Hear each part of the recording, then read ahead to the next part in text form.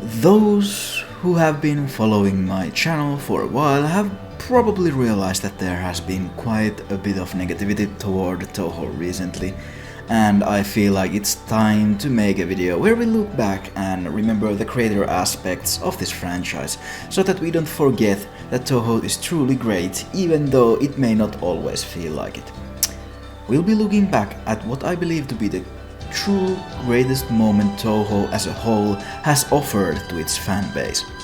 And those who know me might already be preparing for how I'm about to bring up some plot point or part of Touhou's lore.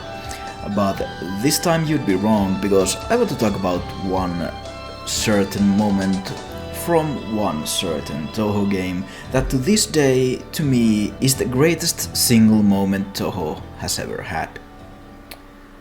I was inspired to make this video by two other videos I recently watched during a single day. The first was a video by Jacob Geller, a video by the name of Games That Save the Best for Last. And it was honestly a great video, and one you should go and watch after you're done here. In that video, Jacob discusses about the games and game developers bold enough to save the best bits of their games to the very finale of the game. Jacob gave some interesting examples of this, and it got me to think whether I had ever played a game that would have done the same. At the time, I couldn't come up with any examples, so I just moved on with my life. Later the same day, I watched Pearl Drop's video, a tribute to Touhou 8 Imperishable Night. Another great video where Pearl talks about Touhou 8 and why that game is special.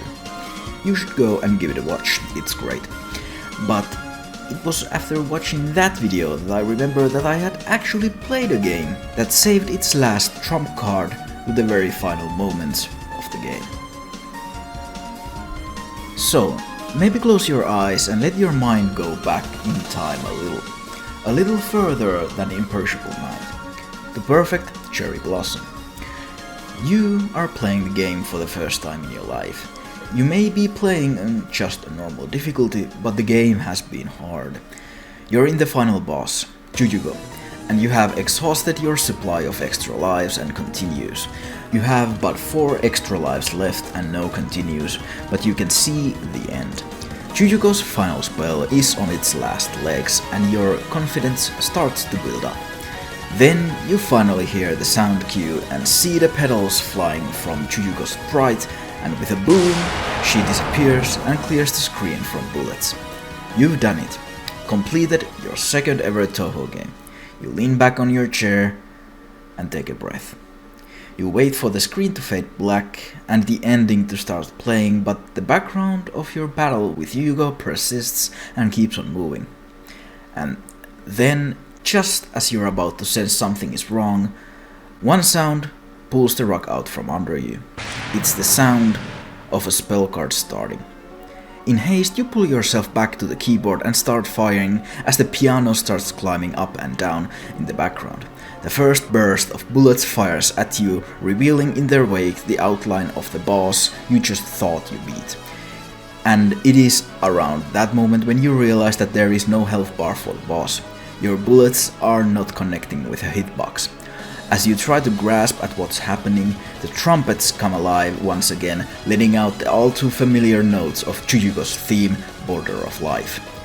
You dodge the first wave of bullets and your eyes are drawn to the upper right corner of the screen. A timer is ticking down.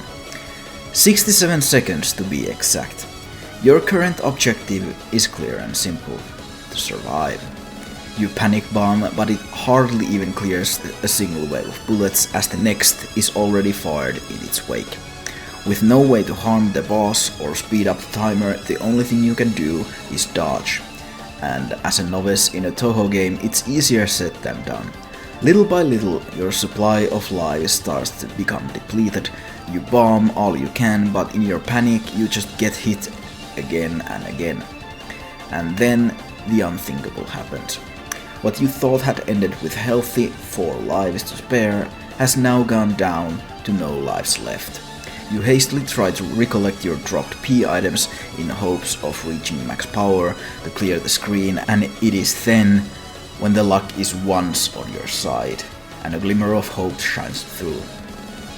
You don't reach the maximum power level, but you do reach 50 points, enough to award you a single extra life. And with the timer being on its 5 last seconds, the boss fires its last wave of bullets. You get hit the exact same moment as the timer reaches 0, but it doesn't matter. You survived, thanks to that one extra life you got. But you don't even realize that. Even when Jujuko's sprite blows up one last time and the game slows down, you're still too panicked to even realize you made it. Only after a couple seconds of the background scrolling and with no bullets being fired at you, the game presents you with the final score. And with that, you can finally fall back into your chair and give a sigh of relief. This time, you have truly done it. What I described there was my genuine experience when playing Perfect Cherry Blossom for the first time in my life. It was the second Touhou game I had ever played, and I foolishly thought that I already knew the rules of the game. That once you beat all the spell cards visible next to boss's health bar, you win. So when the game broke the rule I thought it had, I went into full panic mode. And yeah, had I played Touhou games starting from the very first one, I would have known that sometimes the bosses have hidden final phase.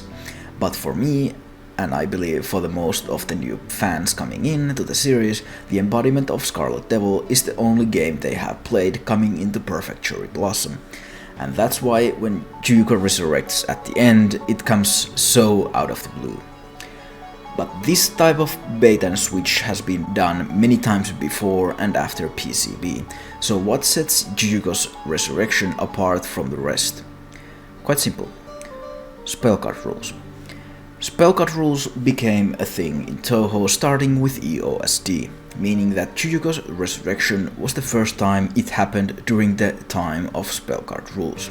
The thematic impact of that moment hits twice as hard when you think about the meta reason why the spellcard rules exist. They are meant to protect the main characters, to make sure they are in no real danger. So when you're eased into that false sense of security, defeating yokai like they're nothing, it's easy to forget that you're only able to meet these yokai on equal footing because they allow you to. The moment when Jujuko resurrects is a small glimpse to the reality of Touhou, that should push come to shove, you wouldn't have a single way to fight back. Your only option is to just evade and flee. That's why Jujuko's final spell stands so far apart from all other final surprise spells. Because it isn't optional. You must survive it, or it is game over.